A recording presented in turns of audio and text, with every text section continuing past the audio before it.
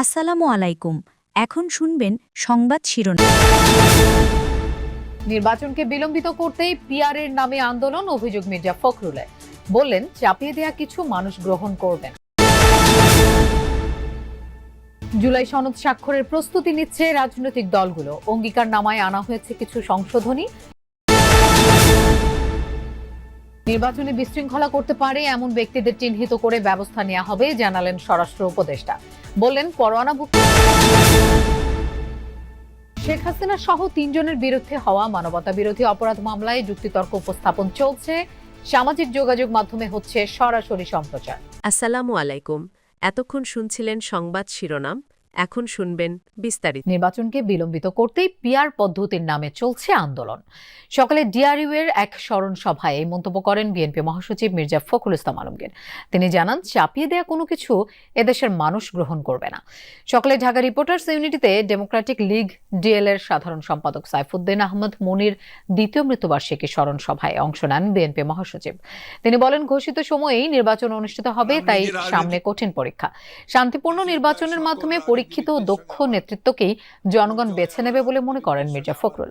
এ সময় গুজব প্রতিরোধে সামাজিক যোগাযোগ মাধ্যম ব্যবহারকারীদের সত্য মিথ্যা যাচাইয়ের আহ্বান জানান মির্জা ফখরুল। স্মরণ সভায় তিনি বলেন, সংস্কার কমিশনের বেশিরভাগ প্রস্তাবই ৩১ দফায় উল্লেখিত। এখনো যেসব বিষয়ে ঐকমত্য আসেনি সেসব নির্বাচনী ইশতেহারে যুক্ত করে জনগণের কাছে যেতে সব দলের প্রতি আহ্বান জানান মির্জা ফখরুল।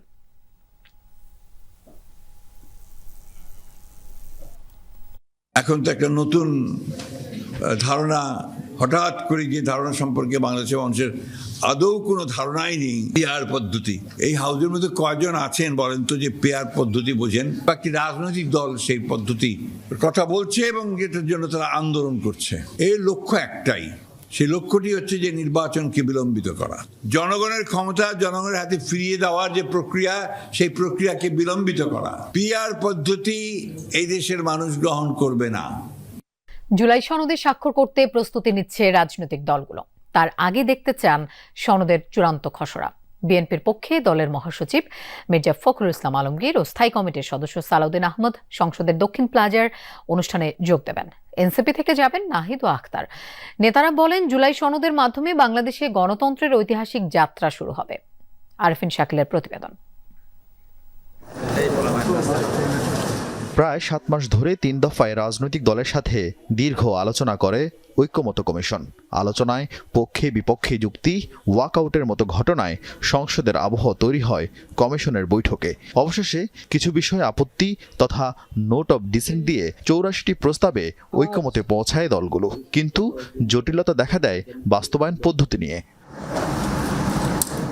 8 অক্টোবর শেষ বৈঠকে প্রায় সব দলই সনদ বাস্তবায়নে সংসদ নির্বাচনের দিনই গণভোটে সম্মত হয়। তাই 17 অক্টোবর সংসদ ভবনের দক্ষিণ প্লাজায় হবে সনদ স্বাক্ষর অনুষ্ঠান। বৈঠকে অংশ নেওয়া সব দলকেই অনুষ্ঠানে 2 সদস্যের প্রতিনিধি পাঠানোর আমন্ত্রণ জানিয়েছে সরকার। সেই আমন্ত্রণ নিয়ে কি ভাবছে রাজনৈতিক দলগুলো? গণতন্ত্রের মঞ্চের নেতারা সনদে স্বাক্ষরে আগ্রহী জানালেও এনসিপি নেতারা বললেন, খসড়া দেখে সিদ্ধান্ত চূড়ান্ত করবেন তারা।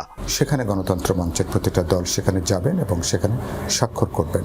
এটা আমাদের ইতিহাসের একটা গুরুত্বপূর্ণ একটা অধ্যায়। বাংলাদেশের 53-54 বছরে এ ধরনের কোনো অনুশীলন হয়নি এবং একসাথে ভিন্ন মত নিয়ে চলার ক্ষেত্রে এটা নতুন একটা মাইল ফলক হিসাবে আমার ধারণা এই যে আমাদের যে উদ্যোগটা, মানে এটা কিন্তু বিবেচিত হবে। স্বাক্ষরের ব্যাপারে আমরা ইতিবাচক, তবে চূড়ান্ত সিদ্ধান্তটা নেব জুলাই সনদের চূড়ান্ত ভার্সন আর বাস্তবায়ন পদ্ধতি এটা দেখার পরে। জুলাই সনদের আইনি ভিত্তি সহ কয়েক দফা দাবিতে জামায়াতের সাথে যুগপৎ আন্দোলনের শরিক মাওলানা মামুনুল হকের বাংলাদেশ খেলাফতে মজলিস জানালেন, জুলাই সনদে তারা স্বাক্ষর করলেও যুগপৎ আন্দোলন বন্ধ হচ্ছে না। আমরা জুলাই সনদে স্বাক্ষর করব, স্বাক্ষর করে আমরা জুলাই সনদের আইনে ভিত্তি নির্বাচনের আগে আদায় করার জন্য আমরা এখনো পর্যন্ত নমনীয় কোনো মনোভাব আমরা পোষণ করি না।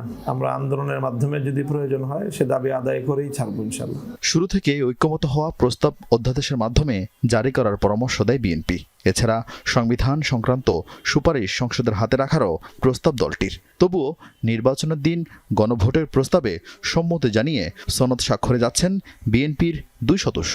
আমাদেরকে বিভিন্ন রাজনৈতিক দলের মতো বাংলাদেশ জাতীয়তাবাদী দলকেও নিমন্ত্রণ জানিয়েছেন এবং আমাদের দল থেকে আমাদের যে 2 জন যাবেন, আমাদের মহাসচিব মির্জা ফখরুল ইসলাম আলমগীর এবং আমাদের স্ট্যান্ডিং কমিটির সদস্য জনাব সালাউদ্দিন আহমেদ, ওনারা 2 জন বাংলাদেশ জাতীয়তাবাদী দলকে প্রতিনিধিত্ব করবেন, তারা স্বাক্ষর করবেন। ঐক্যমত্য কমিশন সূত্র জানায় 2-1 দিনের মধ্যে রাজনৈতিক দলের কাছে সনদের চূড়ান্ত খসড়া পাঠানো হবে। সনদের অঙ্গীকারনামায় আনা হয়েছে কিছু সংশোধনী। আরিফিন শাকিল, যমুনা নিউজ, ঢাকা।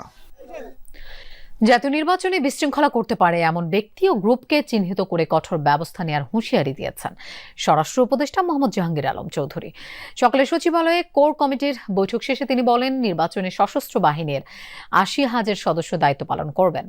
ঝুঁকিপূর্ণ ভোট কেন্দ্রে সিসিটিভির পাশাপাশি বডি ক্যামেরা ব্যবহার করা হবে। এছাড়া জানুয়ারির মধ্যে 1.5 লাখ পুলিশের প্রশিক্ষণ শেষ হবে বলেও জানান তিনি। স্বরাষ্ট্র উপদেষ্টা বলেন, বিগত 3 নির্বাচনে যারা দায়িত্ব পালন করেছেন তাদের এবার নির্বাচনী দায়িত্ব থেকে বিরত রাখা হবে। এ সময় উপদেষ্টা বলেন, ট্রাইব্যুনালে পরোয়ানাভুক্ত সেনা কর্মকর্তাদের বিচার আইন মেনেই হবে। এ সময় তিনি বলেন, পাহাড়ে বিশৃঙ্খলা সৃষ্টিতে ফ্যাসিস্ট বুদ্ধিজীবীরা ইন্ধন দিয়েছিল। বর্তমানে পাহাড় অনেক শান্ত রয়েছে বলেও জানান স্বরাষ্ট্র উপদেষ্টা জাহাঙ্গীর আলম চৌধুরী। আসন্ন জাতীয় নির্বাচন সামনে রেখে দেশের শান্তি ও সুষ্ঠু ভোট প্রক্রিয়া নিশ্চিত করার জন্য যে কোনো বিশৃঙ্খলা সৃষ্টিকারী ব্যক্তি বা গ্রুপকে চিহ্নিত করে আইনের আওতায় এনে তাদের বিরুদ্ধে কঠোর ব্যবস্থা গ্রহণ করা। মাঠ পর্যায়ে জেলা প্রশাসক, পুলিশ সুপার, উপজেলা নির্বাহী অফিসার এবং ওসিদের নিরপেক্ষভাবে কাজ করার নির্দেশনা প্রদান করা। মানবতা বিরোধী অপরাধ মামলায় শেখ হাসিনা সহ 3 জনের বিরুদ্ধে হওয়া মামলার যুক্তিতর্ক উপস্থাপন শুরু হয়েছে।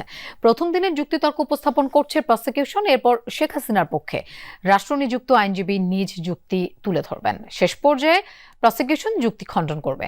কদিনের এই শুনানি শেষ হলেই মামলাটি রায়ের পর্যায়ে যাবে। প্রসিকিউশনের যুক্তিতর্ক সরাসরি সম্প্রচার করা হচ্ছে প্রসিকিউশনের ফেসবুক পেজে।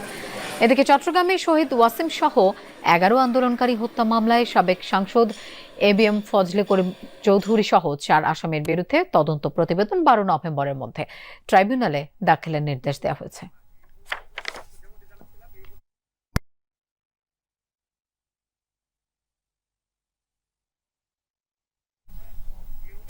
দর্শক, ট্রাইব্যুনালে যুক্তিতর্ক শেষে এই মুহূর্তে চিফ প্রসিকিউটর তাজুল ইসলাম কথা বলছেন। আমরা সরাসরি সেখানে চলে যাচ্ছি।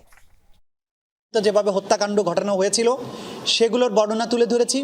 ক্রসফায়ার এক পর্যায়ে স্থিমিত করে এই মানুষগুলোকে গ্রেপ্তার করে তাদেরকে গ্রেপ্তারের বিষয়টি অস্বীকার করা, গোপন কারাগারে বছরের পর বছর আটক রাখা এবং সেখান থেকে অনেককে মিথ্যা মামলা দিয়ে চালান দেওয়া এবং বাকিদেরকে বিভিন্ন জায়গায় নিয়ে গিয়ে রাতের আধারে হত্যা করে বিভিন্ন নদী, নালা, খাল, বিল, বনে, জঙ্গলে তাদের লাশ ফেলে দেয়া, নদীতে হত্যা করে তাদের পেট চিরে তার সাথে সিমেন্ট বেঁধে দিয়ে ডুবিয়ে দেয়া।